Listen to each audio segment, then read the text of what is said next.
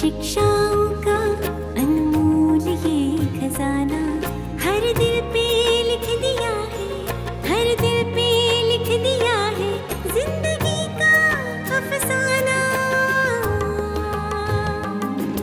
अमूल्य रतन, अमूल्य रतन, अमूल्य रतन।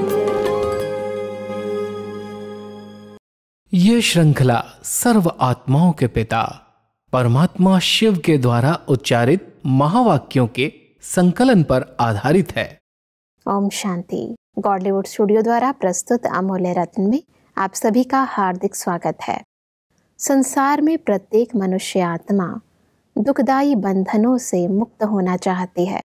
मुक्ति पाने के लिए वह भिन्न भिन्न प्रकार से पुरुषार्थ करती है, परंतु मुक्ति की वास्तविक परिभाषा और इसे पाने की विधि को न जानने के कारण मुक्त हो नहीं पाती, और इसीलिए संगम पर स्वयं मुक्ति जीवन मुक्तिदाता परम पिता परमात्मा हमें मुक्ति प्राप्त करने का सहज मार्ग बताते हैं।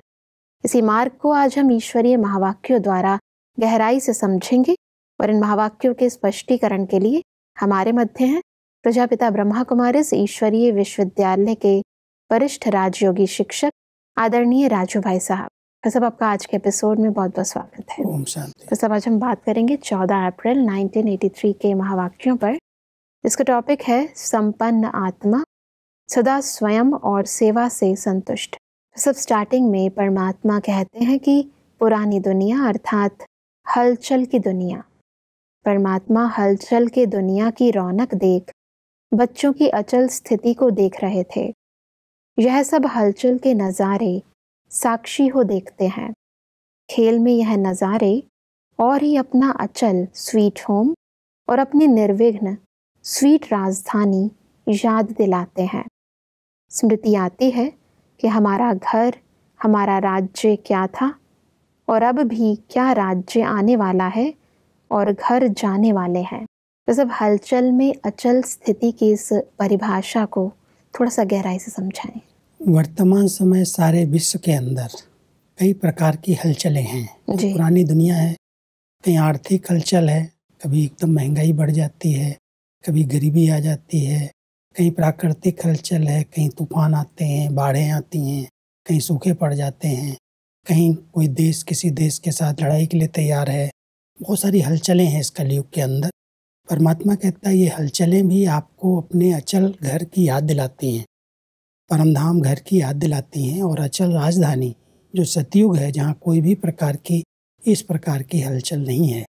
तो वर्तमान समय हलचल के वातावरण को देखते हुए कलयुग के पुरानी दुनिया में इन विकारों के कारण, प्रकृति के 5 तत्वों के तमोगुण के कारण अनेक प्रकार की हलचलें हो रही हैं जी। लेकिन ये हलचलें बता रही हैं कि अभी वो परमधाम घर जो अचल घर है वहाँ भी चलने का समय आ गया है जी। और फिर उसके बाद जो नई राजधानी आएगी वो भी अचल राजधानी होगी, जिसको हम सतयुग कहते हैं। तो ये सब हलचलें हमें उस अचल घर की याद दिला रही हैं, और उस अचल घर में चलने के लिए हमें अपनी स्थिति भी इस समय हलचल में रहते हुए भी अचल बनानी है। एक परमात्मा की याद से जितना हम अचल स्थिति में रहते हैं उतना अचल घर परमधाम की स्मृति रहती है और आने वाली दुनिया की भी याद रहती है। वैसे भी देखा जाता है कि जब दुख आता है तो सुख की याद ज्यादा आती है। जब दिखाई देता है कि ये सब हो रहा है, अति में सब कुछ जा रहा है, तो अति ही बता रही है कि सबका अंत आ गया। ये जब तक अति नहीं होती तब तक अंत कोई चीज का भी नहीं होता है। कहते हैं पाप का घड़ा भरता है तो फूटता है। तो ये सब कलयुग के अंदर हर क्षेत्र में अति, विकारों की अति है, महंगाई की अति है, भटकती हुई आत्माओं की अति है, दुख दर्द की अति है। तो परमात्मा कहते हैं ये सब आपको स्मृति दिला रहे हैं कि अति में हम जा रहे हैं, इसका अंत होगा। लेकिन अंत माना सृष्टि का अंत तो नहीं है जी। परिवर्तन हो जाएगा। तो कलयुग के बाद सतयुग आएगा, या हम आत्माएं मुक्त होकर के अपने मुक्ति धाम अचल घर परम धाम जाएंगे जी। तो ये सब स्मृतियां आती हैं कि ये कलयुग जाएगा, सतयुग आएगा जी। परमात्मा कहते हैं कि ब्रह्मा बाप को बच्चों का यह थोड़ा बहुत सहन करने का दृश्य देख दिल में आता कि अभी से सभी को वतन में बुला लेवें। यह बात पसंद है, उड़ सकेंगे, कोई रस्सियां आदि तो नहीं बंधी हुई हैं। किसी भी प्रकार के लगाव के पंख कमज़ोर तो नहीं है, लगाव से पंख कहाँ चिपके हुए तो नहीं है, अभी ऐसी तैयारी की हुई है। क्योंकि जब परमात्मा देखते हैं कि इस दुख धाम के अंदर मेरे बच्चों को भी कई प्रकार की प्रॉब्लम आ रही हैं जी, तो ब्रह्मा बाबा को भी रहम आता है कि इन बच्चों को अब जल्दी से जल्दी उड़ा लें, अपने घर ले चलें। लेकिन पूछते हैं बाबा अपने बच्चों से, क्या उड़ने के लिए तैयार हो? पंछी अगर उड़ना चाहता है तो उसके पंख मजबूत चाहिए, कहीं चिपका हुआ पंख होगा, कमज़ोर पंख होगा, उड़ कैसे सकेगा? बिल्कुल। तो उड़ने के लिए तो बाबा कहते हैं मैं उड़ा के सबको ले चलूं, लेकिन पहले उड़ने वाला पंछी कैसा है उसको अपने आप को देखना चाहिए कि कहीं भी किसी भी देहधारी में, देह की वस्तुओं में, धन में, संपत्ति में कहीं भी लगाव के पंख चिपक तो नहीं गए हैं। अगर चिपके हुए होंगे और फिर परमात्मा उड़ाना चाहेगा तो हम वहाँ पहुँच नहीं सकेंगे और ही नीचे चले जाएंगे। तो परमात्मा कहता है, ब्रह्मा बाबा को तो बड़ा रहम आता है कि सब बच्चे इन दुखों की दुनिया से छूट जाएं, लेकिन छूटने के लिए, उड़ने के लिए उनको अपने सब पंख आज़ाद करने पड़ेंगे, स्वतंत्र बनना पड़ेगा। एक सेकंड में बुलावा हो और आत्मा रूपी पंछी उड़ जाए। परमात्मा कहते हैं कि परमात्मा तो सेकंड में उड़ेंगे और आप तैयारी करते रह जाओ। तो तैयार तो हो ना। पहले तो दो बातें अपने से पूछनी पड़े। एक तो संपूर्ण स्वतंत्र आत्मा है, अपने पुरुषार्थ की रफ्तार से अपने आप से संतुष्ट है, अपनी संतुष्टता के साथ साथ स्वयं की श्रेष्ठ स्थिति का सर्व संपर्क वाली आत्माओं से संतुष्टता का रिस्पॉन्ड मिलता है। परमात्मा हम सबको अपने साथ उड़ाने के लिए कह रहे हैं कि बाबा को तो कोई बंधन है ही नहीं, कहीं पर भी कोई लगाव झुकाव नहीं है, वो तो साथ में एक सेकंड में उड़ जाएंगे। लेकिन उड़ने वाले जो आप सभी बच्चे साथ में उड़ेंगे, आप अपने आप को देखो, मैं स्वतंत्र हूँ, संपूर्ण अपने आप से, अपने पुरुषार्थ से, अपने साथियों से सबसे संतुष्ट हूँ। अगर कहीं पर भी असंतुष्टता होगी, कोई भी प्रकार की परतंत्रता होगी तो आप उड़ कैसे सकेंगे? इसलिए उड़ने के लिए पहले अपने आप को स्वतंत्र बनाओ और सब बातों में अपने पुरुषार्थ से, अपने परिवार से, सबके साथ संतुष्ट रहो।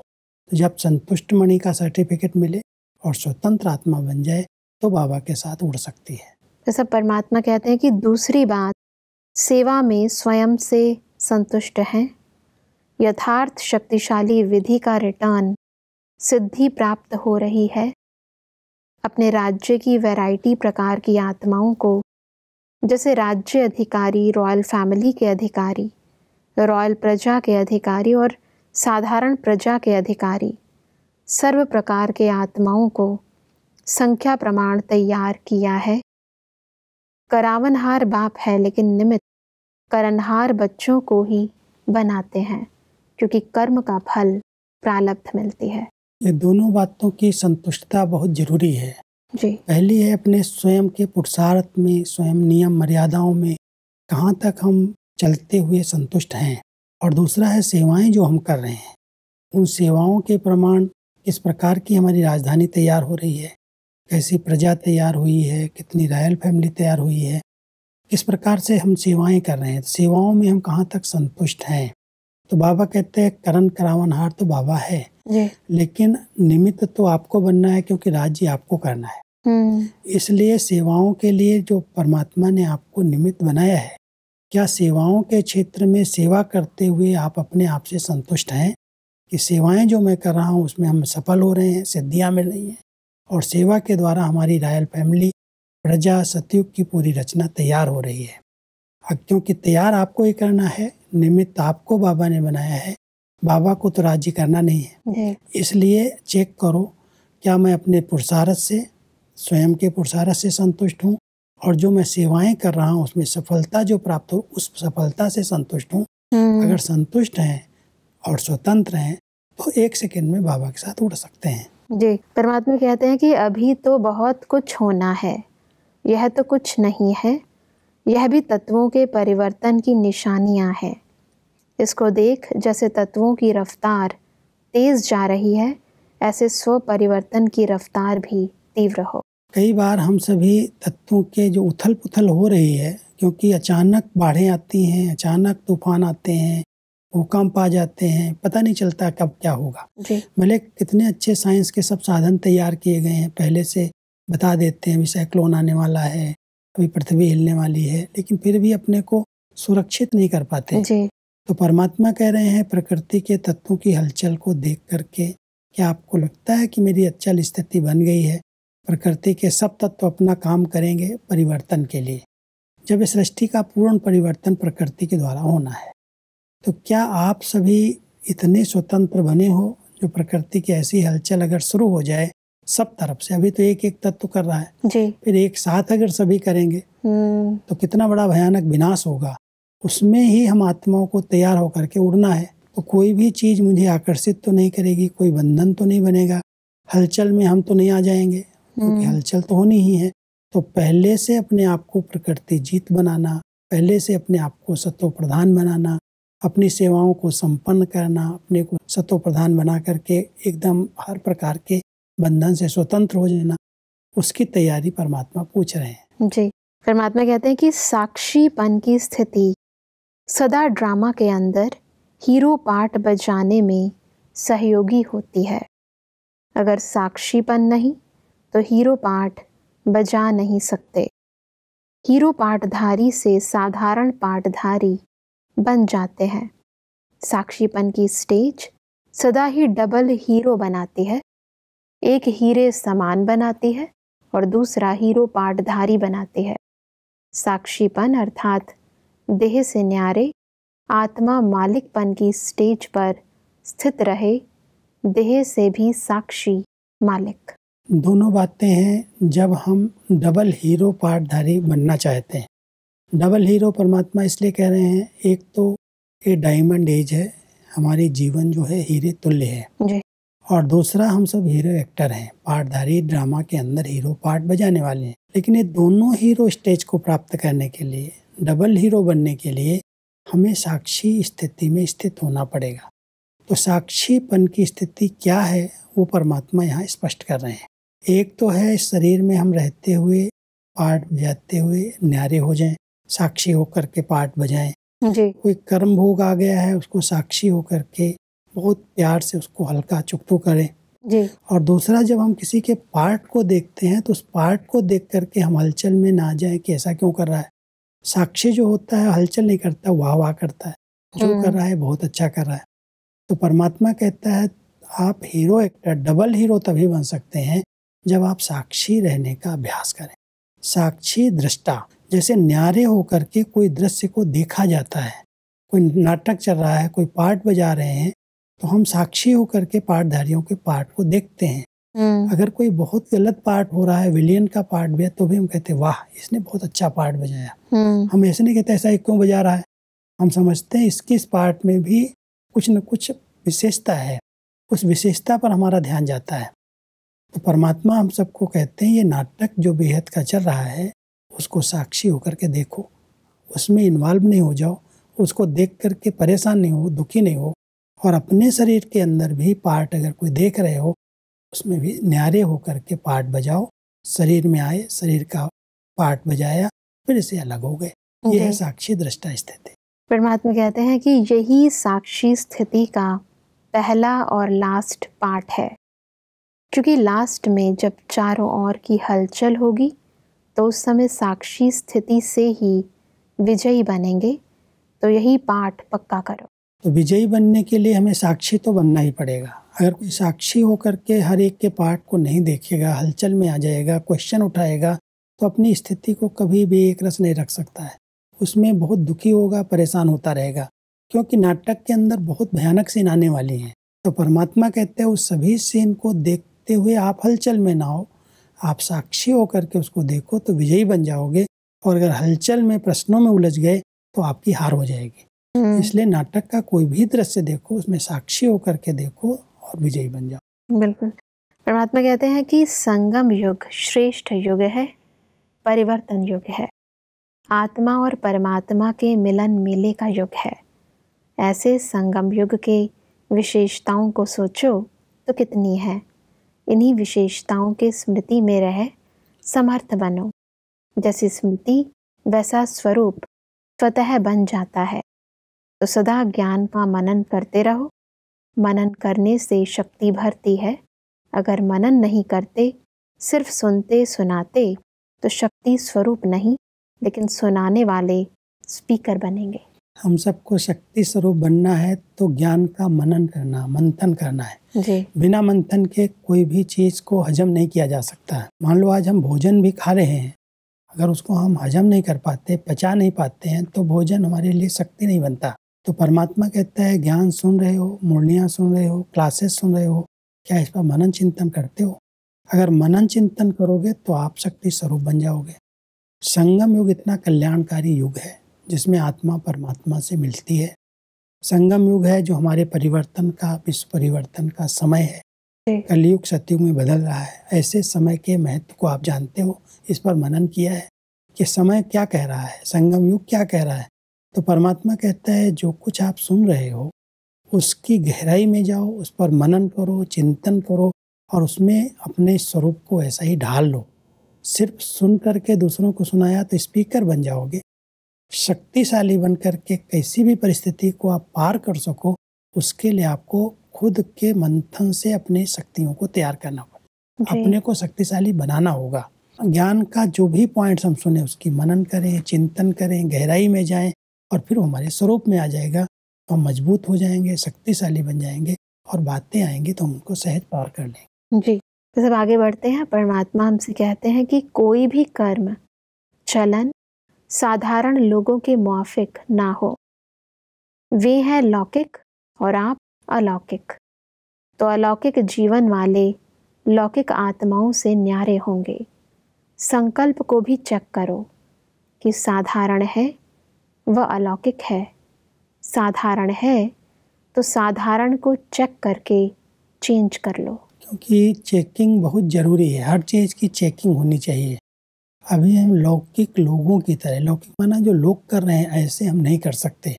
हमारे संकल्प, हमारे बोल, हमारे कर्म, हमारा व्यवहार अगर लौकिकता वाला है, जैसे लोग हैं ऐसे ही हम भी हंसते, बहलते, बातें करते, व्यर्थ सोचते, व्यर्थ चिंतन करते, तो परमात्मा कहता है वो साधारणता है, वो अलौकिकता नहीं है। जी। आप अभी लौकिक नहीं अलौकिक लोग हो, इसलिए अलौकिक बन करके अपने संकल्पों पर भी ध्यान दो। अगर जरा भी कहीं संकल्प में, बोल में, कर्म में साधारणता दिखाई दे, लौकिकता दिखाई दे, तो चेक करो और चेक करके चेंज कर लो जी। ताकि जिस आपके जीवन में अलौकिकता आ जाए, साधारणता समाप्त हो जाए। जी। परमात्मा कहते हैं कि अगर कभी कभी समझते हो कि हमको बाप का प्यार अनुभव नहीं हो रहा है, तो समझो कहाँ न्यारेपन में कमी है, कहाँ लगाव है। न्यारे नहीं बने हो तब बाप का प्यार अनुभव नहीं होता, चाहे अपनी देह से, चाहे संबंध से, चाहे किसी वस्तु से। स्थूल वस्तु भी योग को तोड़ने के निमित्त बन जाती है। संबंध में लगाव नहीं होगा, लेकिन खाने की वस्तु में, पहनने की वस्तु में लगाव होगा। कोई छोटी चीज़ भी नुकसान बहुत बड़ा कर देती है। तो सदा न्यारापन अर्थात अलौकिक जीवन।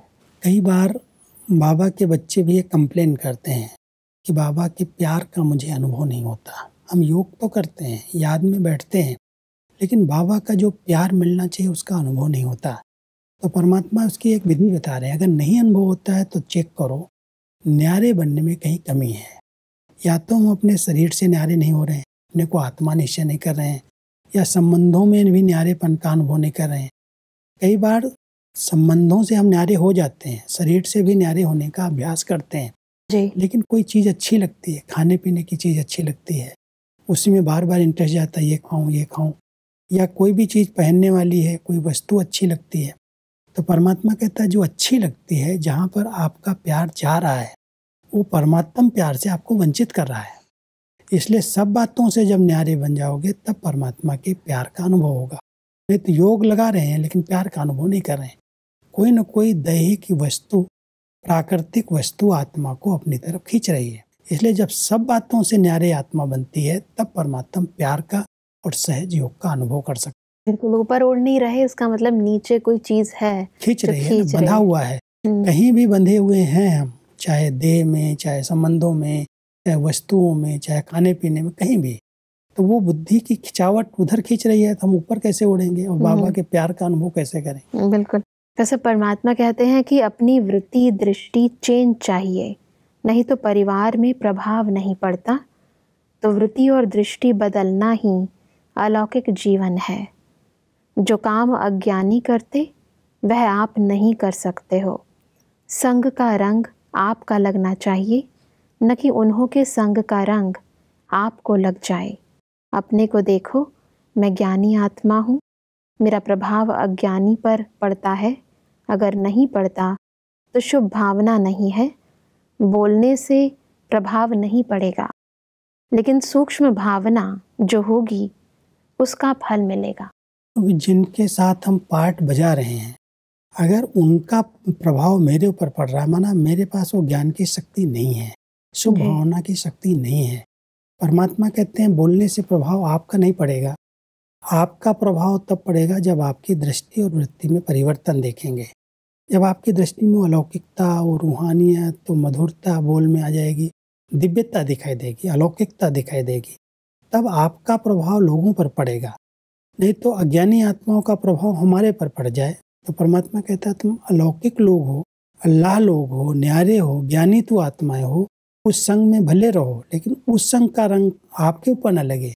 आप अपने संग का रंग उन आत्माओं पर लगा दो जी। तो जब आप अलौकिक रहेंगे, आप शुभ भावना से संपन्न रहेंगे, आपकी दृष्टि वृत्ति बड़ी पवित्र और शुद्ध अनासक्त होगी, तब आपका प्रभाव लोगों पर पड़ेगा और आपको मानेंगे कि ये लोग अल्लाह लोग हैं, अलौकिक लोग हैं, ये हमारे जैसे नहीं हैं। तो सेवा का एक बड़ा अच्छा साधन है। बिल्कुल भाई साहब, आज हमने गहराई से समझा कि कैसे हम अपनी आंतरिक संतुष्टता से भिन्न भिन्न बंधनों से मुक्त हो सकते हैं। भाई साहब, स्पष्टीकरण के लिए आपका बहुत बहुत धन्यवाद। ओम शांति। दर्शकों, आज के महावाक्यों में परमात्मा ने कहा कि हमें संपन्न व संपूर्ण बनने के लिए सर्व बंधनों से मुक्त होकर पुरुषार्थ कर स्वयं को व सर्व को संतुष्ट करना है। परमात्मा ने कहा कि हमें साक्षीपन की स्थिति द्वारा डबल हीरो पाठधारी बनना है। यही स्थिति हमारा अंतिम और पहला पाठ है। परमात्मा ने कहा कि हमारा मनसा वाचा और कर्मणा सदा अलौकिक होना चाहिए, साधारण नहीं।